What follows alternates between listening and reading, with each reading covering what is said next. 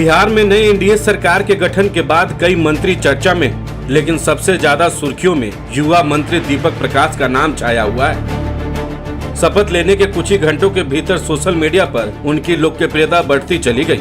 Jeans shirt और Crocs पहनकर शपथ लेने वाले पूर्व केंद्रीय मंत्री उपेंद्र कुशवाहा के बेटे दीपक प्रकाश सोशल मीडिया पर जमकर ट्रोल हो रहे हैं। दिलचस्प बात यह है कि दीपक प्रकाश बिना चुनाव लड़े सीधा मंत्री बन गए।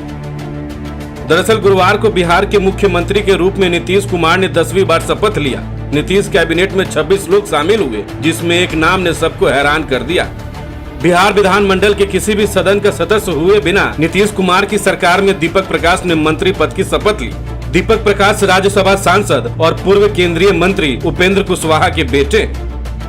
हालांकि उपेंद्र कुशवाहा की पार्टी के उनकी पत्नी स्नेहलता कुशवाहा का नाम मंत्री पद के लिए फाइनल माना जा रहा था। जीतन मांझी के तर्ज पर यह तय था कि नीतीश कुमार की सरकार में कुशवाहा के परिवार से ही कोई सदस्य शामिल होगा, लेकिन जब गुरुवार को अचानक दीपक प्रकाश का नाम आया तब सभी हैरान हो गए, क्योंकि दीपक प्रकाश न तो विधानसभा के सदस्य हैं और न ही विधान परिषद के सदस्य।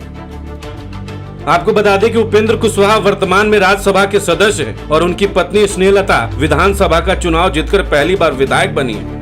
उपेंद्र कुशवाहा की राजनीति में आए इस बदलाव को लेकर एक नाम बहुत चर्चा में है और वो है उनकी बहू साक्षी मिश्रा कुशवाहा। सोशल मीडिया पर ऐसी चर्चा तेज है कि साक्षी मिश्रा की राजनीति ने वो कमाल कर दिया जो कुशवाहा खुद अब तक नहीं कर पाए थे। राजनीतिक मोल भाव में जीतन मांझी या चिराग पासवान से कम आगे जाने वाले उपेंद्र कुशवाहा ने इस बार ऐसा कर दिया जिसने बता दिया कि राजनीतिक महत्वाकांक्षा और राजनीतिक चाल में वो भी कम बड़े खिलाड़ी नहीं है।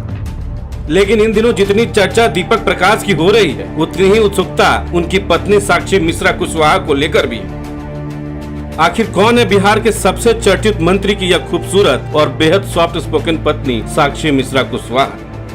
मीडिया रिपोर्ट के अनुसार बिहार के सबसे चर्चित युवा मंत्री दीपक प्रकाश की पत्नी साक्षी मिश्रा कुशवाहा न सिर्फ खूबसूरती और सादगी का संगम है, बल्कि एक मजबूत पारिवारिक और सामाजिक पहचान रखने वाली नई पीढ़ी की प्रेरणादायक शख्सियत भी।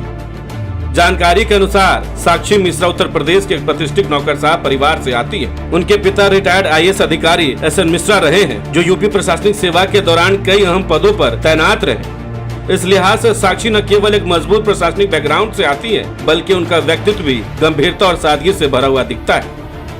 रिपोर्ट के अनुसार दीपक प्रकाश और साक्षी मिश्रा की पहली मुलाकात कैसे हुई, इस बारे में बहुत जानकारी सार्वजनिक नहीं है, लेकिन इतना साफ है कि रिश्ता लव मैरिज के तौर पर शुरू हुआ और बाद में दोनों परिवारों की रजामंदी से शादी संपन्न हुई। कुशवाहा फैमिली में साक्षी को बहू नहीं बल्कि बेटे के समान माना जाता है। साक्षी भले ही मॉडर्न एजुकेशन और बड़े अफसर परिवार से आती हो, लेकिन बिहार की पारंपरिक संस्कृति में ढलने का उनका तरीका लोगों को बहुत प्रभावित करता है। वह छठ, तीज, सावन और सत्यनारायण कथा जैसी पारिवारिक रस्म में पूरी श्रद्धा से शामिल होती हैं। सोशल मीडिया पर भी उनके कई पारंपरिक लुक वाली तस्वीरें वायरल होती रहती हैं। उपेंद्र कुशवाहा की बहू साक्षी मिश्रा कुशवाहा, जिनके बारे में कहा जाता है कि उन्होंने पिछले 2 सालों में राजनीतिक रूप से इतनी मेहनत और सूझबूझ दिखाई जो बड़े बड़े राजनीति के जानकार नहीं कर पाते। 2024 के लोकसभा चुनाव में साक्षी मिश्रा कुशवाहा ने अपने ससुर उपेंद्र कुशवाहा के चुनाव प्रचार में खुद को झोंक दिया। हालांकि काराकाट लोकसभा सीट पर निर्दलीय उम्मीदवार के रूप में भोजपुरी सुपरस्टार पवन सिंह की एंट्री ने उनके अरमानों पर पानी फेर दिया।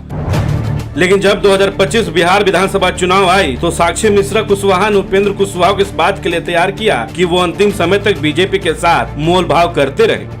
नित्यानंद राय से लेकर धर्मेंद्र प्रधान तक कुशवाहा को मनाने में लगे रहे, लेकिन जब तक दिल्ली में अमित शाह से अंतिम सहमति नहीं मिली तब तक कुशवाहा ये राग अलापते रहे कि एनडीए में सब कुछ ठीक नहीं है। इस पूरे खेल के पीछे साक्षी मिश्रा कुशवाहा की चतुर सोच मानी जा रही थी। फिलहाल बिहार की राजनीति में साक्षी मिश्रा कुशवाहा एक ऐसा नाम जिसने बिना सीधे सत्ता में आए अपने परिवार को बिहार की राजनीति के केंद्र में ला खड़ा कर दिया। अब देखना यह है कि आने वाले दिनों में क्या साक्षी खुद भी कोई बड़ा चुनाव लड़ेगी या पर्दे के पीछे रखकर ही बिहार की सियासत में नई समीकरण बनाते रहेंगे। इस खबर को लेकर आपकी क्या राय है, हमें कमेंट्स में जरूर बताएं। बहुत बहुत शुक्रिया।